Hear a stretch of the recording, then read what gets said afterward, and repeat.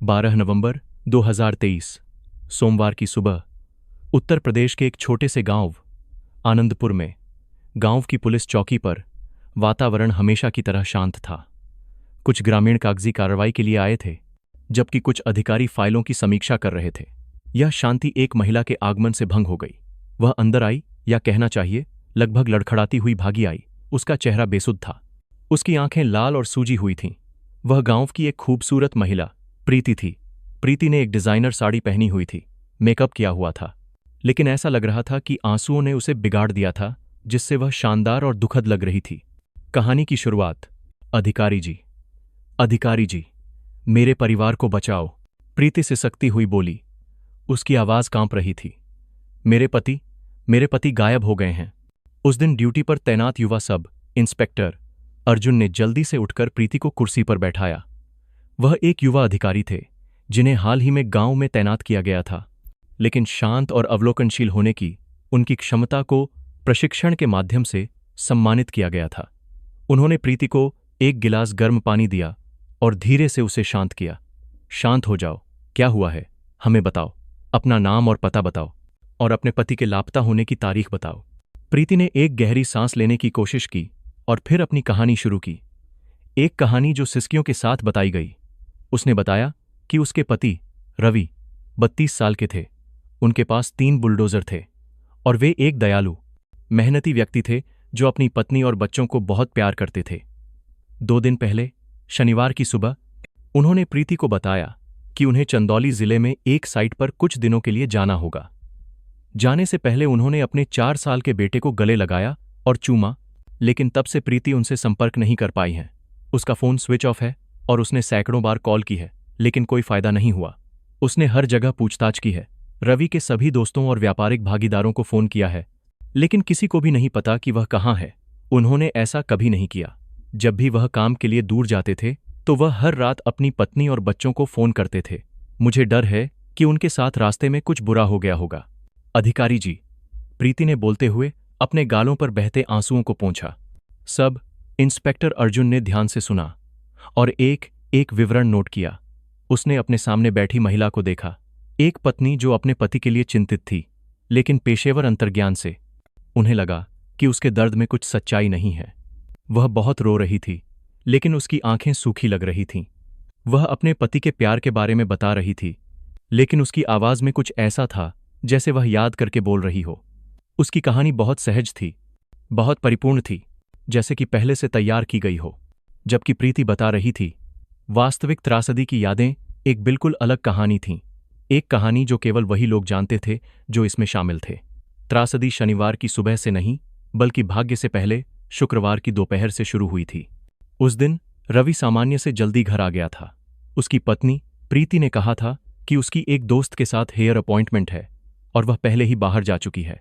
घर पर बस रवि और उसका 4 साल का बेटा ही थे। रवि के लिए अपने बेटे के साथ अकेले पल बिताने से ज्यादा खुशी की बात नहीं थी। वह अपने बेटे के साथ फर्श पर बैठ गया और एक कार मॉडल को इकट्ठा किया। लड़का बहुत उत्साहित था और रवि को सब कुछ बता रहा था। और फिर पूर्ण मासूमियत में उसने एक ऐसी बात कही जिसने पिता की दुनिया को हमेशा के लिए तबाह कर दिया। पिताजी, कल चाचा विक्रम मां के साथ खेलने आए थे और उन्होंने मुझे एक चॉकलेट भी दी। रवि ने अपने बेटे के सिर पर मुस्कान के साथ हाथ फेरा। ओह, चाचा विक्रम बहुत अच्छे हैं, है ना? और फिर मैंने चाचा विक्रम को मां को बिस्तर पर उठाते हुए देखा। लड़के ने जारी रखा, उसकी आंखें अभी भी खिलौनों पर टिकी हुई थीं। मां ने मुझे अंदर जाने से मना किया। मां ने मुझे लिविंग रूम में अकेले टीवी देखने के लिए कहा। रवि का हाथ जो एक साथ आ रहा था अचानक रुक गया और उसका पूरा शरीर पत्थर में बदल गया। एक ठंडी हवा उसकी रीढ़ से नीचे चली गई। उसने मुस्कान बिखेरने की कोशिश की। उसकी आवाज कर्कश हो गई। शायद तुमने गलत देखा। तुम्हारी मां थकी हुई थी, इसीलिए चाचा विक्रम ने बस उसे बिस्तर पर लेटा दिया होगा। लड़के ने अपना सिर हिलाया। उसके छोटे होंठ बाहर निकल आए।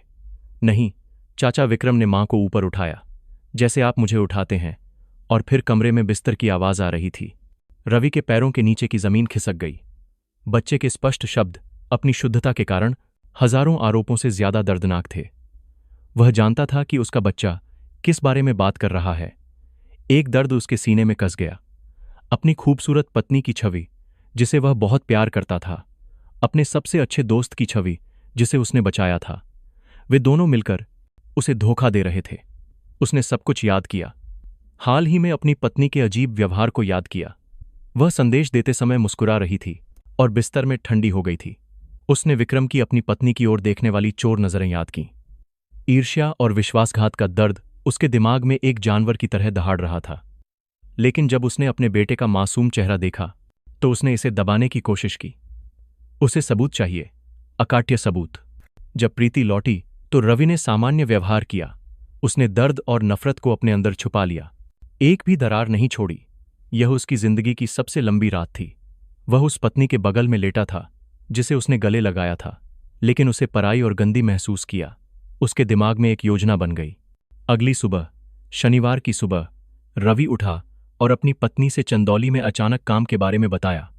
प्रीति को बिल्कुल पता नहीं था कि उसका रहस्य उजागर हो गया है और वह बहुत खुश हुई। उसने सोचा कि उसे अपने प्रेमी के साथ कुछ और दिन बिताने को मिलेंगे। उसने जल्दी से अपने पति के लिए कपड़े तैयार किए और लगातार उसे निर्देश देती रही। उसकी हरकतें रवि को और भी नाराज कर रही थीं। उसने अपने बेटे को गले लगाया, एक बहुत कसकर गले लगाया, फिर बुलडोजर पर चढ़कर चला गया। लेकिन वह दूर नहीं गया। उसने बुलडोजर को एक परित्यक्त क्षेत्र में चलाया जिसमें घनी झाड़ियां थीं, जो घर से 1 किलोमीटर से भी कम दूरी पर था, और उसे वहां छुपा दिया। उसने एक लोहे की छड़ को पकड़कर वापस चला गया। धैर्यपूर्वक एक गुप्त स्थान पर इंतजार कर रहा था। अपने पति को विदा करने के बाद प्रीति ने खुशी से अपने बेटे को हमेशा की तरह स्कूल भेज दिया। उसे जरा भी अंदाजा नहीं था कि उसकी हर हरकत को गुस्से भरी नजरों से देखा जा रहा है। घर लौटने पर उसने सबसे पहले अपना फोन निकाला और अपने प्रेमी को एक संक्षिप्त संदेश भेजा, वह चला गया है, आओ। पुलिस स्टेशन में वास्तविकता में वापस प्रीति ने अपनी झूठ से भरी कहानी खत्म कर दी थी। सब इंस्पेक्टर अर्जुन ने सिर हिलाया, प्रीति का फोन नंबर नोट किया और वादा किया कि जैसे ही कोई खबर आएगी वह उन्हें सूचित करेंगे। लेकिन प्रीति के जाने के बाद उन्होंने तुरंत पूरी घटना की रिपोर्ट चंदौली जिले की आपराधिक जांच इकाई को दी। उसी दोपहर जिले से पुलिस अधिकारियों की एक टीम भेजी गई। उन्होंने सबसे पहले प्रीति की कहानी को सत्यापित किया और बस एक फोन कॉल से उन्हें पता चल गया कि वह झूठ बोल रही है। चंदौली में कोई कंस्ट्रक्शन साइट नहीं थी। अगली बात बुलडोजर की तलाश करना था। उच्च तकनीक उपायों का उपयोग करने के बजाय जांचकर्ताओं ने सबसे बुनियादी और प्रभावी व्यावसायिक पद्धति का उपयोग किया, स्थानीय लोगों से पूछताछ करना, और वे भाग्यशाली रहे। किसान रामू काका ने शनिवार की सुबह रवि को बुलडोजर झाड़ियों में चलाते हुए देखा था। यह बहुत अजीब था। रामू काका ने बताया, जगह सुनसान है, कंस्ट्रक्शन करने के लिए कुछ नहीं है, फिर भी उसने बुलडोजर को वहां चला दिया। मैंने सोचा कि शायद उसका कोई निजी काम होगा, इसलिए मैंने नहीं पूछा। रामू काका का बयान एक अमूल्य सुराग बन गया। टीम तुरंत बताई गई जगह पर पहुंची और जैसा कि उसने कहा, रवि का बुलडोजर झाड़ियों में छुपा हुआ था। बुलडोजर की खोज ने प्रीति की कहानी पर एक मजबूत प्रहार किया।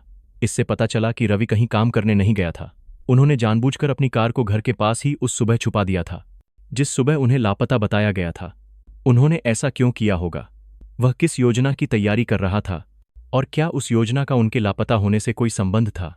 जांच टीम के प्रमुख police inspector Vikram Singh report प्राप्त करने के बाद प्रारंभिक मूल्यांकन दिया कि यह एक साधारण लापता मामला नहीं था। ऐसा लग रहा है कि लापता होने से पहले पीड़ित ने जानबूझकर अपनी योजना बनाई थी। पत्नी झूठ बोल रही थी और संभावना है कि कोई बड़ा विवाद हुआ हो।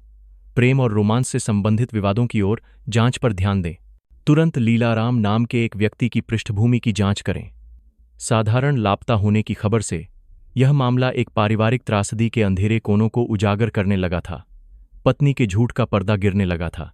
रवि घनी केले की झाड़ियों के पीछे छिप गया, एक ऐसी जगह जहां से वह घर के सामने के पूरे आंगन को देखे सके और पता न चले। ठंडी लोहे की छड़ उसके हाथ में थी। ऐसा लग रहा था कि उसका वजन उसकी हर मांसपेशी में एक घातक नफरत पहुंचा रहा था। उसका दिल कभी एड्रेनालाइन और गुस्से के कारण जोर जोर से धड़क रहा था, तो कभी किसी ने विश्वासघात के बारे में सोचने पर उसे दर्द से निचोड़ दिया था। घर, वह घर जिसके निर्माण के लिए उसने इतनी मेहनत की थी, अब अपमान का एक मंच बन गया था जिसका वह अनिच्छुक दर्शक था। प्रीति के घर लौटने के आधे घंटे से भी कम समय बाद जिस चीज का रवि को इंतजार था और जिससे वह डरता था, वह आखिरकार आ गया। गली के अंत से लीलाराम की परिचित मोटरसाइकिल दिखाई दी। वह काफी अच्छी तरह से कपड़े पहने हुए था और अनायास ही सीटी बजा रहा था। उसने आंगन के बीच में गाड़ी रोकी और इस तरह से खड़ी की जैसे कि यह उसका अपना घर हो। रवि ने लोहे की छड़ को पकड़ लिया। उसकी उंगलियां सफेद हो गईं। उसका खून उबल रहा था। शिकार खुद ही पिंजरे में आ गया था। घर का दरवाजा खुला। प्रीति बाहर निकली, रेशम से बने कपड़े में कपड़े पहने हुए, जो उत्तेजक थे। उसने चारों ओर देखा और फिर लीलाराम को मुस्कुराई, एक ऐसी मुस्कान जिसे रवि ने पहले कभी नहीं देखी थी। लीलाराम बिना किसी डर के आगे बढ़ा, प्रीति को गले लगाया और उसके होंठों पर एक चुंबन दिया। आंगन के बीच में जो कुछ भी हो रहा था वह रवि के लिए ऐसा अपमान था जिसे सहन नहीं किया जा सकता था। प्रीति और लीलाराम जल्दी से अंदर चले गए और दरवाजा बंद कर दिया। सब कुछ चुप हो गया, लेकिन रवि के लिए वह खामोशी हजारों शब्दों से भी ज्यादा डरावनी थी। यह अपराध की खामोशी थी, उस गंदगी की जो उस दरवाजे के पीछे हो रही थी। वह अब और इंतजार नहीं कर सकता था। उसे उन्हें रंगे हाथों पकड़ना होगा। उन दोनों खलनायकों को किसी भी इनकार से परे होना होगा। रवि उठ खड़ा हुआ, जितना हो सके हल्के कदमों से चलने की कोशिश कर रहा था। उसने लिविंग रूम की खिड़की पर अपना कान लगाया, सुनने की कोशिश कर रहा था।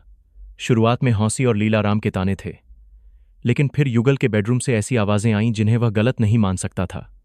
कराहना, बिस्तर के बजने की आवाज, गुस्से से भरा एक लाल बादल रवि के तर्क को स्पष्ट कर रहा था। वह अब और कुछ नहीं सोच पा रहा था। एक आदमी का आत्म सम्मान, एक सींग वाले पति का दर्द, एक दोस्त का गुस्सा जिसे पीठ में छुरा मारा गया था, सब मिलकर एक पागल आक्रोश बन गया था। वह अब दयालु, मेहनती रवि नहीं था। वह एक घायल जानवर था जो अपने दुश्मन को मारना चाहता था। वह दरवाजे के चारों ओर चला गया। दरवाजा अभी भी खुला था। उसने लोहे की छड़ को उठाया, अपनी पूरी ताकत से दरवाजा लात मारकर खोल दिया। धड़ाम, दरवाजा दीवार से टकराया और एक भयानक आवाज हुई, तुम दोनों कुत्ते कहाँ हो, बाहर आओ। वह चिल्लाया। चिल्लाने की आवाज मानव नहीं लग रही थी। वह बेडरूम की ओर भागा, एक बार फिर कंधे से दरवाजे को तोड़कर खोल दिया। अंदर का दृश्य वही था जिसकी उसने कल्पना की थी, एक नग्न और गंदा दृश्य। प्रीति और लीलाराम कपड़ों के बिना उसके शादी के बिस्तर पर लिपटे हुए थे। आवाज सुनकर वे चौंक गए। दोनों के चेहरे खुशी से डर में बदल गए। रवि, प्रीति हकलाते हुए बोली। जल्दी से एक चादर उठाकर खुद को ढोंकने लगी। लीलाराम एक कोने में दुबके हुए जानवर की तरह कूद गया। उसकी आंखें लाल हो गई, लेकिन रवि ने उन्हें समझाने या विरोध करने का समय नहीं दिया। उसने लोहे की छड़ को लहराया और एक तीर की तरह बिस्तर की ओर भागा। वह इन दो व्यभिचारियों को चकनाचूर कर देगा। लेकिन भाग्य बहुत क्रूर था। जैसे ही वह कमरे में 2 कदम ही बढ़ा था, त्रासदी हो गई। अपने उन्माद में उसने अपने पैरों के नीचे कुछ भी नहीं देखा था। उसका पैर फर्श पर कुछ फिसलन वाली चीज पर पड़ा जो युगल ने अपने होठों के बीच छोड़ी थी। उसके पैर उसका साथ छोड़ गए और उसका पूरा शरीर संतुलन खो बैठा। स्वभाव से वह अभी भी आगे बढ़ रहा था, लेकिन उसका शरीर अब तर्क के नियंत्रण में नहीं था। उसने निराशा में हवा में हाथ घुमाने की कोशिश की। आह! वह केवल एक बार चीख सका। उसका पूरा शरीर गिर गया और उस गिरने में उसका सिर सीधे उसकी कनपटी, लिम्बा की लकड़ी के बिस्तर के नुकीले किनारे से टकरा गई। एक सूखी और भयानक आवाज आई। लोहे की छड़ उसके हाथ से निकल गई, फर्श पर गिर गई। रवि का पूरा शरीर फर्श पर सिकुड़ गया। उसके सिर के घाव से खून बहने लगा, जिससे सफेद टाइलों पर एक गहरा लाल पुल बन गया। इससे भी बदतर, तेज टक्कर के बाद उसका शरीर अनजाने में झटके खाने लगा। उसकी आंखें उलट गईं, उसके मुंह से झाग निकलने लगा। झटके लगभग 1 मिनट तक चले और फिर वह स्थिर हो गया। प्रीति और लीलाराम कुछ देर के लिए स्तब्ध रह गए। वे बिस्तर पर बैठे रहे, रवि के स्थिर शरीर को घूरते रहे। पहले तो उन्होंने सोचा कि शायद वह बेहोश हो गया है, लेकिन खून का पूल बढ़ता देख और उसके शरीर को बिल्कुल हिलता हुआ न देखकर उन्हें डर लगने लगा। रवि, रवि, प्रीति हिचकिचाते हुए बोली, लेकिन कोई जवाब नहीं आया। लीलाराम आखिरकार होश में आने के बाद जल्दी से बिस्तर से कूद गया और एक जोड़ी पतलून पहन ली। वह सावधानी से पास गया, रवि के बगल में घुटने टेक दिए। उसने रवि के नथुनों के पास अपनी कांपती ऊंगली रखी, यह देखने के लिए कि क्या वह सांस ले रहा है। कुछ भी नहीं। उसने रवि के सीने पर अपना कान लगाया। दिल की कोई धड़कन नहीं। रवि मर चुका था। क्रूर सत्य 2 खलनायकों के सिर पर एक हथौड़े की तरह गिरा। उन्होंने हत्या नहीं की थी, लेकिन उसकी मौत उनके अपराध का प्रत्यक्ष परिणाम थी। अगर उनका कोई संबंध नहीं होता तो त्रासदी नहीं होती।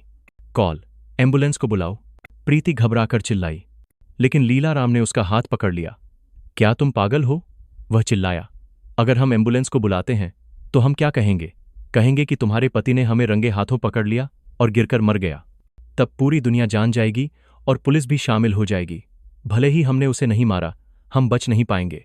उजागर होने का डर, सम्मान का डर, अपमान का डर पूरी तरह से थोड़ी सी अंतरात्मा को भी खत्म कर गया जो उनके अंदर बची थी। बचाव करने के तरीके खोजने के बजाय या कम से कम अधिकारियों को बुलाने के बजाय उन्होंने सबसे बुरी और सबसे स्वार्थी बात का फैसला किया। हमें इसे छुपाना होगा, लीलाराम ने कहा। उसकी आवाज दृढ़ थी, जैसे कि वह कभी यहां नहीं था, जैसे कि वह वास्तव में लापता हो गया हो। घबराए हुए प्रीति ने और कुछ नहीं सोचा। उसने केवल अपने प्रेमी की योजना को आंख बंद करके मान लिया। विवाहितों के पदों से उन्होंने खुद को अपराध को छुपाने की साजिश में शामिल कर लिया था, एक साजिश जो उन्हें अपराध के दलदल में और भी नीचे धकेल देगी। रवि की अचानक मौत ने बेडरूम को, जो कभी उनके अवैध प्रेम का अड्डा था, एक ठंडे हत्या के दृश्य में बदल दिया। लीलाराम का अपराध को छुपाने का फैसला भले ही घबराहट में लिया गया हो, लेकिन यह अकल्पनीय रूप से ठंडा और क्रूर था। वह जानता था कि एक बार जब वे इस कीचड़ में उतर गए तो इसका एक ही तरीका था, आगे और आगे जाना। ध्यान से सुनो, उसने प्रीति को कंधे से पकड़कर उसकी आंखों में देखने को मजबूर किया। अब कोई लौटने का रास्ता नहीं है। सब कुछ अब मेरी योजना के अनुसार होना है, समझी? डर से प्रीति सोच नहीं पाई। उसने बस एक मशीन की तरह अपना सिर हिलाया। लीलाराम ने एक विस्तृत योजना बनाना शुरू कर दिया, एक ऐसी योजना जिसकी उसने पहले से ही गणना कर ली थी। उसने प्रीति को पूरे घटनास्थल को साफ करने का आदेश दिया। उसने रवि के सिर से निकलने वाले खून की ओर इशारा किया, फर्श पर फिसलन वाले निशान की ओर इशारा किया। सब कुछ साफ कर दो, साबुन का इस्तेमाल करो, ब्लीच का इस्तेमाल करो, एक भी निशान नहीं छोड़ना चाहिए। और वह लोहे की छड़ भी, उंगलियों के निशान मिटा दो और उसे पीछे के आंगन में फेंक दो। जब प्रीति थरथराते हुए उसके आदेशों का पालन कर रही थी तो लीलाराम रवि के शरीर को एक एकांत कोने में खींच ले गया और उसे एक मोटे कंबल से ढंक दिया। उसने ठंडक से काम किया। कमरे की भयानक रूप से सफाई करने के बाद खून के निशान को हटा दिया और केवल तेज ब्लीच की गंध बची। लीलाराम ने अगले कदम का आदेश दिया, अब तुम बच्चे को लेने जाओ। बस सामान्य व्यवहार करो, किसी को भी कुछ भी पता नहीं चलना चाहिए। घर पहुंचकर उसे खाना पीना दो और फिर यह बहाना बनाओ कि माँ बाप को आज रात जरूरी काम है, इसलिए उसे अपनी नानी के घर छोड़ दो। और अच्छा अभिनय करना ताकि तुम्हारी सास को शक न हो। नहीं, मैं यह नहीं कर सकती, प्रीति हकलाते हुए बोली। उसका पूरा शरीर कांप रहा था। इस स्थिति में अपनी सास का सामना करना उसकी सहन शक्ति से परे था। तुम्हें करना होगा, लीलाराम ने कहा। उसकी आंखों में दुष्टता चमक रही थी। अगर हम दोनों जेल नहीं जाना चाहते हैं तो तुम्हें करना होगा। क्या तुम नहीं चाहती कि तुम्हारे बच्चे की मां हो? जाओ। लीलाराम की धमकी के अधीन प्रीति के पास कोई विकल्प नहीं था। वह बाथरूम में गई, अपने चेहरे पर ठंडा पानी डाला और जितना हो सके शांत दिखने की कोशिश की। उसने एक सपने में गाड़ी चलाई और अपने बच्चे को उठा लिया। अपनी सास के घर पहुंचकर वह केवल गेट पर खड़ी होने की हिम्मत कर सकी। उसने झूठ कहा कि उसे और उसके पति को शहर में एक आपात स्थिति से निपटने के लिए जाना है और वह सुबह वापस आ जाएगी, इसीलिए वह अपने पोते को रात भर के लिए वहीं छोड़ रही है। सास को अपनी बहू का चेहरा अजीब लगा और उसने उससे कुछ सवाल पूछे, लेकिन प्रीति ने जवाब टाल दिया और जल्दी से चली गई। उसकी नज़र अपनी सास से लंबे समय तक मिलने की हिम्मत नहीं हुई। जब प्रीति वापस आई तो लीलाराम इंतजार कर रहा था। घर का दरवाजा बंद हो गया, जिससे दोनों अपराधी पीड़ित के शरीर के साथ कैद हो गए। उस दोपहर और पूरी रात का बाकी समय एक भयानक मनोवैज्ञानिक यातना थी। वे लिविंग रूम में बैठे थे। हिम्मत नहीं हुई कि एक बड़ी लाइट जलाएं, केवल एक नाइट लाइट के साथ। किसी ने एक दूसरे से कुछ नहीं कहा, केवल खामोशी छाई रही। कभी कभार बाहर गली से कुत्ते के भौंकने की आवाज भी दोनों को झकझोर देती थी। बेडरूम में ब्लीच की गंध अभी भी शांत नहीं हो पाई थी और धीरे धीरे फैल रही मौत की गंध थी। कुछ घंटे पहले का जोश अब ठंडा हो गया था। केवल घृणा, डर और एक दबी हुई कड़वाहट बची थी जो उन्होंने एक दूसरे के लिए महसूस की थी। रात ठीक 10 बजे जब आनंदपुर गांव गहरी नींद में डूब गया, लीलाराम ने काम करना शुरू कर दिया। वह चुपचाप पैदल उस जगह पर गया जहां रवि ने बुलडोजर छुपाया था। शांत रात में बुलडोजर के इंजन की आवाज भयानक लग रही थी। उसने विशाल लोहे की मशीन को चलाया जिसने अपने दोस्त के लिए संपत्ति अर्जित की थी। वापस घर के सामने बुलडोजर की हेडलाइट्स आंगन के कोने में खाली जगह पर चमक रही थीं, जहां रवि ने एक छोटा सा मंडप बनाने की योजना बनाई थी जो उसका अंतिम विश्राम स्थल होगा। पीली रोशनी में लीलाराम ने कुशलता से बाल्टी को नियंत्रित किया। कुछ साफ सुथरी डुबोकर एक गहरा और चौड़ा गड्ढा खोदा गया। उसका काम खत्म करने के बाद उसने इंजन बंद कर दिया और दोनों घर के अंदर चले गए। सबसे कठिन और भयानक काम उनका इंतजार कर रहा था। उन्होंने मिलकर रवि के शरीर को उठाया, जो सख्त होने लगा था। उसका शरीर भारी और ठंडा था। वे उसे मुश्किल से आंगन में खींच पाए और उसे उस गड्ढे में धकेल दिया जो अभी अभी खोदा गया था। लीलाराम ने बिना किसी हिचकिचाहट के केबिन में चढ़कर एक बार फिर उस अशुभ मशीन को चालू कर दिया और मिट्टी से ढंकना शुरू कर दिया। एक ठंडी मिट्टी की बाल्टी को नीचे डाला गया, जिससे उसके सबसे अच्छे दोस्त का दिल दफन हो गया। अपराध को दफन कर दिया गया और अंतिम मानवीय गरिमा को दफन कर दिया गया। गड्ढे को भरने के बाद उसने सावधानी से कुदाल से सतह को चिकना किया, हर निशान को मिटाने की कोशिश की। काम आधी रात के करीब खत्म हो गया। लीलाराम बुलडोजर को अपनी पिछली जगह पर ले गया और ऐसे पैदल घर चला गया जैसे कुछ हुआ ही न हो। जाने से पहले उसने आखिरी बार ठंडे अंदाज में प्रीति को डांटा, इसे ध्यान से सुनो। 2 दिनों में सोमवार की सुबह तुम पुलिस स्टेशन जाओगी और अपने पति के लापता होने की सूचना दर्ज कराओगी। दुखी पत्नी होने का नाटक करो और बस यह कहानी बताओ कि वह चंदौली काम करने गया था। अगर कोई भी कुछ पूछे तो कह देना कि तुम कुछ नहीं जानती, समझी? प्रीति केवल अपना सिर हिला सकी। अगले कुछ दिनों तक प्रीति उसी घर में अकेली रही। वह अपने पति के शरीर के साथ रही, जिसे आंगन के ठीक बाहर दफनाया गया था।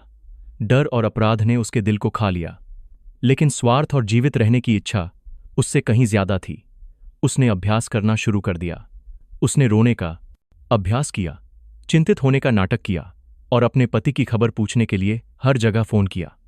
ठीक 2 दिन बाद सोमवार की सुबह, यह महसूस करते हुए कि सब कुछ अच्छी तरह से तैयार है, प्रीति ने एक दुखी पत्नी का रूप धारण कर लिया और आनंदपुर पुलिस स्टेशन में अपनी नाटक शुरू कर दिया। पुलिस स्टेशन में प्रीति का नाटक सामान्य नागरिकों को बेवकूफ बना सकता था, लेकिन पेशेवर और विश्लेषणात्मक आंखों के सामने यह कई खामियों से भरा था।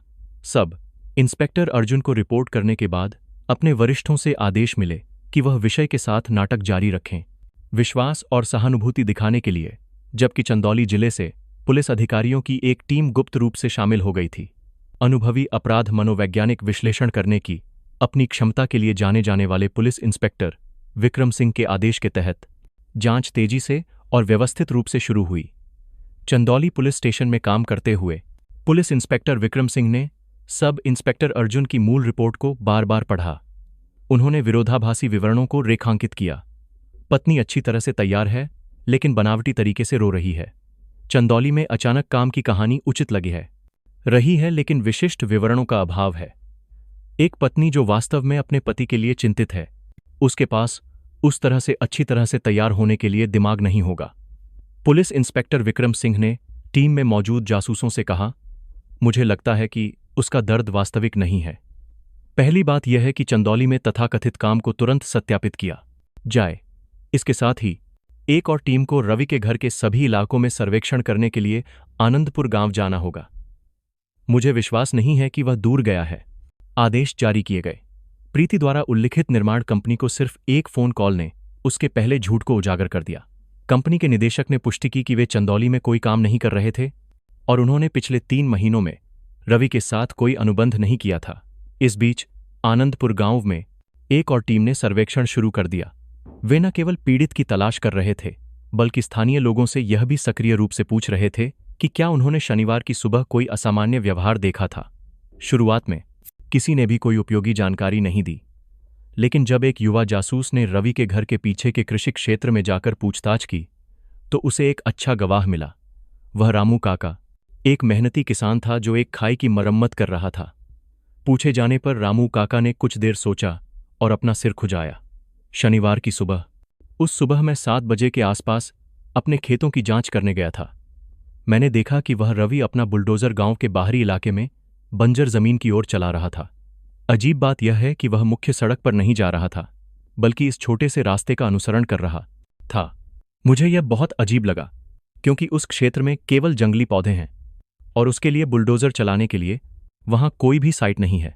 मैंने सोचा कि शायद उसके पास कोई निजी काम होगा, इसलिए मैंने नहीं पूछा। रामू काका का बयान एक अमूल्य सुराग बन गया। टीम तुरंत निर्दिष्ट स्थान पर पहुंची, जो एक विस्तृत क्षेत्र था जिसमें घने पौधे थे और बहुत से लोग नहीं आते थे। लगभग आधे घंटे की खोज के बाद उन्होंने रवि के बुलडोजर को रवि के घर के पास झाड़ियों में कुछ पेड़ों की शाखाओं का उपयोग करके बहुत सावधानी से छिपते हुए पाया। बुलडोजर की खोज ने प्रीति की कहानी पर एक मजबूत आघात किया। इससे पता चला कि रवि कहीं काम करने नहीं गया था। उसने जानबूझकर अपनी कार को शनिवार की सुबह ही घर के पास छुपा दिया था, जब उसे लापता बताया गया था। पुलिस इंस्पेक्टर विक्रम सिंह ने इन दो महत्वपूर्ण सूचनाओं को प्राप्त करने के बाद विश्वास करने के लिए पर्याप्त कारण जुटाए कि यह मामला सरल नहीं है। उन्होंने रवि के माता पिता से अधिक जानकारी इकट्ठा करने के लिए व्यक्तिगत रूप से मिलने का फैसला किया। रवि के माता पिता के घर में दो खा का माहौल था, लेकिन यहीं पर जासूसों को अपराध की तस्वीर को पूरा करने के लिए आखिरी टुकड़ा मिला। रवि की मां ने आंसुओं के बीच में बताया कि उसकी बहू ने अपने पोते को इस कारण से रात भर रहने के लिए भेजा था कि घर में कुछ काम है, और महत्वपूर्ण बात यह है कि उसने पोते के भोलेपन से कहे गए शब्दों को बताया। दादी, कल मैंने चाचा लीलाराम को मां को बेडरूम में ले जाते हुए देखा। दादी की कहानी ने जासूसों पर बिजली की तरह प्रहार किया। पुलिस इंस्पेक्टर विक्रम सिंह ने तुरंत निष्कर्ष निकाला कि यह प्रेम त्रिकोण से उत्पन्न मामला है। सबसे अधिक संभावना है कि रवि ने अपनी पत्नी के अपने सबसे अच्छे दोस्त के साथ संबंध का पता लगा लिया था और उसके लापता होने का सीधा संबंध उन दोनों से है। रवि के माता पिता के घर से निकलने पर पुलिस इंस्पेक्टर विक्रम सिंह ने तुरंत अपना फोन उठाया और जासूस टीम को फोन किया जो निगरानी कर रही थी। प्रीति और लीलाराम के बारे में क्या खबर है? कमांडर को रिपोर्ट करना। पुलिस स्टेशन छोड़ने के बाद प्रीति एक सुनसान कैफे में लीलाराम के साथ एक गुप्त बैठक कर रही थी। दोनों बहुत तनाव में दिख रहे थे। वर्तमान में दोनों अपने घरों को लौट गए हैं। बहुत अच्छा, पुलिस इंस्पेक्टर विक्रम सिंह ने सख्त आवाज में कहा। निगरानी रखना जारी रखें। मुझे बहुत बुरा लग रहा है। बहुत अधिक संभावना है कि पीड़ित अब जीवित नहीं है और अंतिम अपराध स्थल रवि का घर है। अब जांच टीम का सारा ध्यान अपराधी जोड़े पर था। रवि के घर और बगीचे की पूरी खोज के लिए एक योजना शुरू की गई। इस बार वे सिर्फ आदमी की तलाश नहीं कर रहे थे, बल्कि उन्हें एक शव भी खोजना पड़ सकता है। अपनी दादी और बच्चे से महत्वपूर्ण सुरागों के साथ साथ युगल के दावों में विरोधाभासों और गुप्त कार्यों के आधार पर पुलिस इंस्पेक्टर विक्रम सिंह को विश्वास करने के लिए पर्याप्त कारण थे कि रवि अब जीवित नहीं है, और यदि वह मृत है तो उसके शरीर को रवि के घर के आसपास कहीं छिपाकर रखा जा सकता है। अगले दिन सुबह रवि के पूरे घर और भूमि की अचानक खोज का वारंट जारी किया गया, जिससे मामले में तनाव और नाटक से भरा एक नया अध्याय खुल गया। लैक समुदाय में वायुमंडल, जो पिछले 2 दिनों से पहले से ही भारी था, अब और भी दमनकारी हो गया है। सुबह सुबह जब धुंध अभी भी छतों पर एक पतली परत बिखेर रही थी, तो कई पुलिस ट्रक रवि के घर तक जाने वाली छोटी गली में लाइन से लग गए। इंजन की दबी हुई आवाज ने ग्रामीण इलाके की शांति को भंग कर दिया। विशेष पुलिस बलों ने युद्ध के कपड़ों में हथियारों के साथ और ढालों ने तेजी से एक तंग सुरक्षा घेरा स्थापित किया और पीले टेप के रोल को लगाया जिस पर अपराध स्थल लिखा था, ताकि किसी भी जिज्ञासु स्थानीय लोगों को पास आने से रोका जा सके। समुदाय के लोग तेजी से भीड़ में इकट्ठा होने लगे, दूर से चुपके से इशारा करते हुए, फुसफुसाते हुए। उनके चेहरे उत्सुकता और डर दोनों से भरे हुए थे। वे विश्वास नहीं कर सकते थे कि रवि का भव्य घर, जो कभी उसकी सफलता का प्रतीक था, अब एक गंभीर आपराधिक जांच का केंद्र बन गया है। घेरे के अंदर एक और दुनिया अपनी तत्काल तात्कालिकता और पूर्ण व्यावसायिकता के साथ काम कर रही थी। पुलिस इंस्पेक्टर विक्रम सिंह केंद्र में खड़े थे। उनका चेहरा सख्त था और खोज शुरू होने से पहले अंतिम आदेश जारी कर रहे थे। विभिन्न इकाइयों के जांच अधिकारी अपनी अपनी जगहों पर तैयार थे। सफेद सुरक्षात्मक सूट में फोरेंसिक टीम, नोटबुक और कैमरों के साथ आपराधिक जांच टीम। सब लोग आदेश का इंतजार कर रहे थे। प्रीति और लीलाराम को भी घटनास्थल पर बुलाया गया था। यह उनके लिए जरूरी था कि उन्हें दबाव में रखा जाए और संभवतः अधिक गलतियां पता चल सकें। प्रीति को एक महिला पुलिस अधिकारी ने कार से बाहर निकाला। पुलिस बैरिकेड और हर जगह वर्दी पहने लोगों को देखकर उसका चेहरा सफेद पड़ गया। उसके पैर कमजोर हो गए और अगर किसी ने सहारा नहीं दिया होता तो वह गिर जाती। उसका नाटक खत्म होने वाला था। लीलाराम को भी उसके तुरंत बाद लाया गया।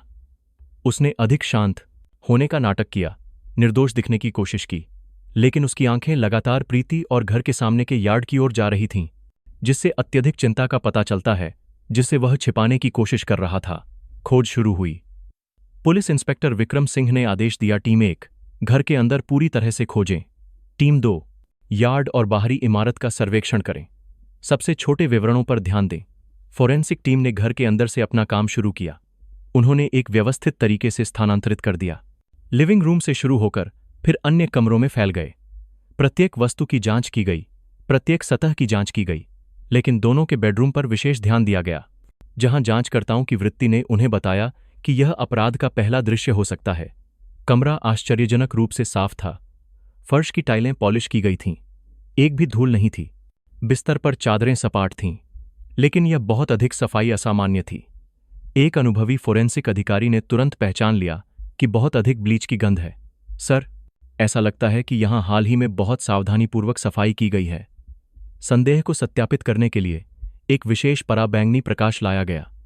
कमरे को अंधेरा कर दिया गया, और जब डरावनी बैंगनी रोशनी चालू की गई तो छिपे हुए रहस्य सामने आने लगे। बिस्तर के पैर के पास की सफेद फर्श की टाइलों पर धुंधले हरे रंग के फ्लोरोसेंट निशान दिखाई दिए। लिम्बा की लकड़ी के बिस्तर के किनारे पर भी ऐसे ही निशान पाए गए। यह खून का संकेत था, जिसे रसायनों से बहुत अच्छी तरह से धोया गया था। हमारे पास खून है, अधिकारी ने बताया कि उसे धोया गया था, लेकिन रासायनिक निशान अभी भी हैं। सबूत तुरंत इकट्ठा किए गए और डीएनए विश्लेषण के लिए भेजे गए, लेकिन वह इतना अभियोग चलाने के लिए पर्याप्त नहीं था। उनके पास लड़ाई या दुर्घटना का सबूत था जिसमें खून बहा, लेकिन पीड़ित कहाँ था? घर के अंदर कई घंटों की खोज के बाद कोई निर्णायक परिणाम नहीं मिला। पुलिस इंस्पेक्टर विक्रम सिंह ने अपना आखिरी इक्का खेलने का फैसला किया। उसने एक अधिकारी को इशारा किया। कुछ मिनट बाद एक विशेष पिकअप ट्रक यार्ड में चला गया। ट्रक से एक पुलिस अधिकारी ने एक बड़े जर्मन शेफर्ड को बाहर निकाला। एक शक्तिशाली शरीर, बुद्धिमान आंखें। यह रीक्स था, शवों को सूंघने और खोजने के लिए विशेष रूप से प्रशिक्षित बेहतरीन कार्यकुत्ते में से एक, जिसने पहले कई बड़े मामलों को हल करने में भाग लिया था। रीक्स की उपस्थिति ने लीलाराम और प्रीति के चेहरे को और पीला कर दिया। लीलाराम बेचैन होने लगा। उसके हाथ बंधे हुए थे, लगातार रगड़ रहे थे, जबकि प्रीति लगभग खड़ी भी नहीं हो पा रही थी। वे जानते थे कि अगर इस भूमि में कुछ भी दफन है तो यह जानवर की संवेदनशील गंध से बच नहीं पाएगा, जो मनुष्यों की तुलना में हजारों गुना अधिक संवेदनशीलता रखता है। हैंडलर ने रवि की शर्ट निकाली, जिसे सबूत बैग में सील कर दिया गया था। उसे सूंघने के लिए दिया गया ताकि वह गंध को पहचान सके। फिर हल्के से उसकी गर्दन पर थप्पड़ पाया। संक्षिप्त आदेश के साथ आदेश जारी किया। कुत्ते ने अपना काम शुरू कर दिया। उसने घर के चारों ओर चक्कर लगाया, कभी कभी रुककर कुछ जगहों को सूंघा, लेकिन कोई विशेष संकेत नहीं दिया। वह बैकयार्ड से गुजरा, जहां पानी का पंप था, और फिर बाढ़ की ओर चला गया। वायुमंडल तनावपूर्ण हो गया। ऐसा लग रहा था कि सारी उम्मीदें उस जानवर पर टिकी हुई हैं। लेकिन जब उसे सामने के यार्ड क्षेत्र में ले जाया गया तो उसका रवैया अचानक बदल गया। वह उत्तेजित हो गया। उसकी पूंछ अब और नहीं हिल रही थी, बल्कि सीधी खड़ी हो गई। उसकी नथुनें लगातार फड़फड़ा रही थीं। उसने भौंकना शुरू कर दिया, छोटी, तेज और जरूरी भौंकना, सामान्य भौंकने के विपरीत। उसने हैंडलर को मजबूती से खींचा। सीधे यार्ड के कोने में एक खाली जगह की ओर चला गया, जो वही जगह थी जहां रवि ने चाय पीने के लिए एक मंडप बनाने की योजना बनाई थी। वहां पहुंचकर रीक्स उन्मत्त होकर भौंकने लगा।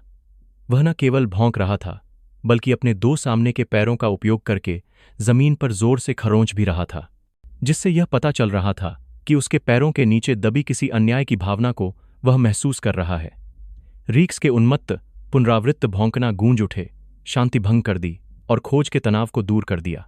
हर निगाह, पुलिस अधिकारियों से लेकर उत्सुक पड़ोसियों तक, जो दूर से खड़े थे, ने यार्ड में खाली जगह पर ध्यान केंद्रित किया। काम करने वाला कुत्ता न केवल भौंक रहा था, बल्कि वह अपने दो सामने के पैरों का उपयोग करके जमीन पर जोर से खरोंच भी रहा था, जिससे यह पता चल रहा था कि उसके पैरों के नीचे दबी किसी अन्याय की भावना को वह महसूस कर रहा है। रीक्स की कार्रवाई एक स्पष्ट संकेत था, लेकिन प्रीति के लिए वे भौंकना एक संकेत नहीं थे, बल्कि न्याय के हथौड़े थे, जो सीधे उसके पापी दिल पर गिर रहे थे। जिस पल कुत्ते ने भौंकना शुरू किया, प्रीति की पूरी दुनिया चरमरा गई। जिस नाटक को उसने इन कुछ दिनों में बनाने की कोशिश की थी, वह बेरहमी से फट गया। उसके शरीर की अंतिम ताकत खत्म हो गई। उसके पैर लड़खड़ाने लगे। अब वह सीधी खड़ी नहीं हो पा रही थी। प्रीति जमीन पर गिर गई, दोनों हाथों से अपना चेहरा ढंक लिया। उसका पूरा शरीर कांपने लगा। उसके दिमाग में उस भयानक शनिवार की रात की छवि फिर से स्पष्ट रूप से उभर आई। उसने खुद को और लीलाराम को उस बुलडोजर की पीली रोशनी में देखा, जो मुश्किल से रवि के ठंडे शरीर को उठा रहे थे। उसने अपराध के भार को फिर से महसूस किया, नम मिट्टी की गंध और रात की खामोशी। स्मृति में कुदाल की आवाज गूंज उठी। वर्तमान में कुत्ते के उन्मादपूर्ण भौंकने के साथ मिलकर प्रायश्चित का एक संगीत बन रहा था। वह अब और नहीं रो सकी। केवल गहरी, निराशाजनक हिचकी उसके सीने से निकल रही थी। प्रीति का पतन एक अघोषित स्वीकारोक्ति थी, किसी भी बयान से अधिक शक्तिशाली। पुलिस इंस्पेक्टर विक्रम सिंह ने सब कुछ देखा। उन्हें प्रीति से और कुछ पूछने की जरूरत नहीं थी। उन्होंने लीलाराम की ओर देखा। हालांकि उसका चेहरा कागज की तरह पीला हो गया था, फिर भी वह सीधा खड़ा रहने की कोशिश कर रहा था। लेकिन उसके कांपते पैरों ने उसकी अत्यधिक डर को बता दिया, जिसे वह छिपाने की कोशिश कर रहा था। क्या अभी भी इनकार करोगे? पुलिस इंस्पेक्टर विक्रम सिंह ने पूछा। उसकी आवाज बर्फ की तरह ठंडी थी। उन्होंने उस बुलडोजर की ओर इशारा किया जो अभी भी यार्ड में खड़ा था। तुम, लीलाराम, बुलडोजर चलाने वाले हो, है ना? कृपया उस पर चढ़ो और खुद से उस जगह को खोदो। कमांडिंग ऑफिसर का आदेश लीलाराम की रक्षा की दीवार पर एक अंतिम हथौड़ा था। वह जानता था कि सब कुछ खत्म हो गया है। अब इनकार करने का कोई रास्ता नहीं है। उस अपराध को खोदने का सामना करते हुए जिसे उसने दफन किया था, उसका नकली शांत टूट गया। वह लड़खड़ाया और जमीन पर गिर गया। नहीं, मुझे ऐसा करने के लिए मजबूर न करें, उसने अपनी आवाज खोते हुए विनती की। मैं कबूल करता हूं, मैं सब कुछ कबूल करता हूं। रवि वहां नीचे है। लेकिन मैंने उसे नहीं मारा। वह गिर गया और मर गया। देर से स्वीकारोक्ति ने खामोश वातावरण के बीच आवाज उठाई। अपराध स्थल पर जांचकर्ताओं के उत्पीड़न के तहत लीलाराम ने पूरी सच्चाई बताई। उसने रवि के रंगे हाथों पकड़े जाने की कहानी बताई, अपने दोस्त के गुस्से के बारे में बताया, फिसलने के कारण हुई दुखद घटना और मौत को छिपाने के क्रूर फैसले के बारे में बताया। उन्होंने बार बार कहा कि वह केवल अपराध को छिपाने वाला व्यक्ति था, हत्यारा नहीं। लीलाराम की स्वीकारोक्ति के बावजूद पुलिस इंस्पेक्टर विक्रम सिंह ने एक पुलिस अधिकारी को खुदाई का काम करने के लिए कहा जो बुलडोजर चलाना जानता था। ठंडी कुदाल नीचे उतारी गई। पहली परत की मिट्टी निकाली गई। सभी लोग दूर हट गए और चुपचाप देखने लगे। 1 कुदाल, 2 कुदाल और फिर 3 कुदाल। जब 1 मीटर से अधिक गहरी मिट्टी की परत निकाली गई तो कुदाल अचानक रुक गई, और जब उसे उठाया गया तो एक भयानक दृश्य प्रकट हुआ। गंदगी के बीच शरीर के आंशिक रूप से विघटित अवशेष थे, जिन्हें एक पुराने कंबल में लपेटा गया था। रवि को अपने घर के सामने के बगीचे में दफनाया गया था, जिसे उसी बुलडोजर ने दफनाया था जिसने उसे धन दिया था, और उसी हाथ से जिसे उसने पूरी ईमानदारी से विश्वास किया था। त्रासदी का अंत सबसे दर्दनाक था। लीलाराम और प्रीति की अपराध स्थल पर स्वीकारोक्ति ने खोज को बंद कर दिया, लेकिन कानूनी कार्यवाही में एक नया अध्याय खोल दिया। दोनों को औपचारिक बयान दर्ज करने के लिए राज्य पुलिस स्टेशन ले जाया गया। वहां जांचकर्ताओं के सामने और अदम्य सबूतों के साथ उन्होंने विस्तार से अपने सभी आपराधिक व्यवहारों को स्वीकार किया। दोनों की स्वीकारोक्ति एक दूसरे के साथ और जांच एजेंसी ने जो कुछ भी बनाया था उसके साथ पूरी तरह से मेल खाती है। उन्होंने अपने अवैध संबंधों को स्वीकार किया, रवि के द्वारा पकड़े जाने को स्वीकार किया। उन्होंने रवि के दुखद पतन का स्पष्ट रूप से वर्णन किया और जोर देकर कहा कि उनकी मौत एक अनियोजित दुर्घटना थी। सबसे बड़ा अपराध जो उन्होंने स्वीकार किया वह उनकी स्वार्थीता और डर था, जिसके कारण उन्होंने एम्बुलेंस को नहीं बुलाया और फिर शव को दफन करने का अनैतिक कार्य किया। उसी समय रवि की पोस्टमार्टम रिपोर्ट भी वापस भेज दी गई। वैज्ञानिक रिपोर्ट 2 आरोपियों के बयानों को मजबूत करते हुए एक महत्वपूर्ण सबूत बन गई। रिपोर्ट में मौत के कारण को गंभीर सिर के आघात के रूप में स्थापित किया गया, जिससे खून बहना और ड्यूरल झिल्ली के नीचे रक्त का संचय हुआ, जो पूरी तरह से मंदिर के क्षेत्र की एक मजबूत टक्कर से मेल खाती है। सबसे महत्वपूर्ण बात यह है कि पीड़ित के शरीर पर किसी हमले के कोई अन्य निशान नहीं पाए गए या रक्षा के कोई संकेत नहीं मिले। इससे यह संभावना लगभग समाप्त हो गई कि यह जानबूझकर हत्या का मामला था। पर्याप्त सबूत और बयानों के साथ मामले की फाइल को जल्दी से पूरा किया गया और अभियोजक के कार्यालय को भेज दिया गया। कुछ महीनों बाद चंदौली जिले की जिला अदालत में 2 प्रतिवादियों लीलाराम और प्रीति के खिलाफ सार्वजनिक सुनवाई की गई। सुनवाई के बारे में मीडिया में ज्यादा शोर नहीं था, लेकिन आनंदपुर गांव और दोनों पक्षों के रिश्तेदारों के लोगों से भरा हुआ था। वे उत्सुकता के लिए नहीं आए थे, बल्कि उस त्रासदी के अंत को देखने के लिए आए थे जिसने उनके शांतिपूर्ण ग्रामीण इलाके को हिला दिया था। एक त्रासदी जिसके पीड़ित और अपराधी दोनों ही वे लोग थे जिन्हें वे जानते थे। आरोपों को पढ़ा गया। दोनों प्रतिवादियों के सभी अपराधों को, अवैध संबंधों से लेकर अपराधों को छिपाने तक उजागर किया गया। सभागार चुप था। केवल प्रीति का सिसकना और उपस्थित लोगों की थकाऊ आहें सुनाई दे रही थीं। निष्कर्ष निकालने के बाद ट्रिब्यूनल के बोर्ड ने अंतिम फैसला सुनाया। पीठासीन न्यायाधीश ने दोनों प्रतिवादियों को देखा। उनकी आवाज कड़ी और उपदेशात्मक थी। अदालत घोषित करती है, प्रतिवादी लीलाराम, भले ही उसने सीधे तौर पर मौत का कारण नहीं बनाया, अपराध का मुख्य कारण था और शरीर को छिपाने का मास्टरमाइंड था, और उसने शरीर को नुकसान पहुंचाया। अदालत प्रतिवादी लीलाराम को 7 साल की कैद की सजा देती है। प्रतिवादी प्रीति, एक सहायक के रूप में अपने पति के साथ विश्वासघात किया, अप्रत्यक्ष रूप से अपने पति की मौत का कारण बनी और अपराध को छिपाने में भाग लिया और शव को नुकसान पहुंचाया। हालांकि प्रतिवादी को एक छोटा बच्चा होने के कारण उसे ईमानदारी से रिपोर्ट करने के लिए मानते हुए अदालत प्रतिवादी प्रीति को 3 साल की कैद की सजा देती है, लेकिन 5 साल के लिए निलंबित सजा दी जाती है। अदालत का फैसला सुनाया गया। लीलाराम चुपचाप अपना हाथ जंजीरों में डाल रहा था। जहां तक प्रीति का सवाल था, यह सुनकर कि उसे जेल नहीं जाना पड़ेगा, वह फर्श पर गिर गई। अपराधबोध और थोड़ा स्वार्थी राहत में रो रही थी। कानूनी तौर पर मामला बंद हो गया, लेकिन अंतरात्मा का फैसला हमेशा के लिए शामिल लोगों को सताता रहेगा। लीलाराम को कैद में अपने युवा वर्षों के लिए भुगतान करना होगा। जहां तक प्रीति का सवाल है, हालांकि उसे जेल नहीं जाना पड़ेगा, लेकिन उसे इससे भी भयावह जेल का सामना करना पड़ेगा, तिरस्कार की जेल का। वह अकेले उसी बड़े घर में रहती थी। वह घर उसके पति के पसीने और आंसुओं से बनाया गया था और उसे समुदाय ने त्याग दिया था क्योंकि उसने विश्वासघात किया था। लेकिन शायद इस पूरी त्रासदी में सबसे दयालु और क्षमा करने वाला व्यक्ति छोटा रवि है। वह अभी भी बहुत छोटा है और यह समझने में सक्षम नहीं है कि वास्तव में क्या हुआ है। वह बस इतना जानता है कि उसके पिता एक बहुत दूर की जगह पर चले गए हैं, कभी वापस नहीं आएंगे। चाचा लीलाराम, जो एक समय प्यारे थे, भी गायब हो गए हैं, और उसकी माँ, हालांकि अभी भी उसके साथ है, कभी भी उसकी तरह नहीं मुस्कुराती है। वयस्कों की त्रासदी ने अनजाने में उसकी युवा पीठ पर एक बोझ डाल दिया, एक मनोवैज्ञानिक निशान जो उसका जीवनकाल रहेगा।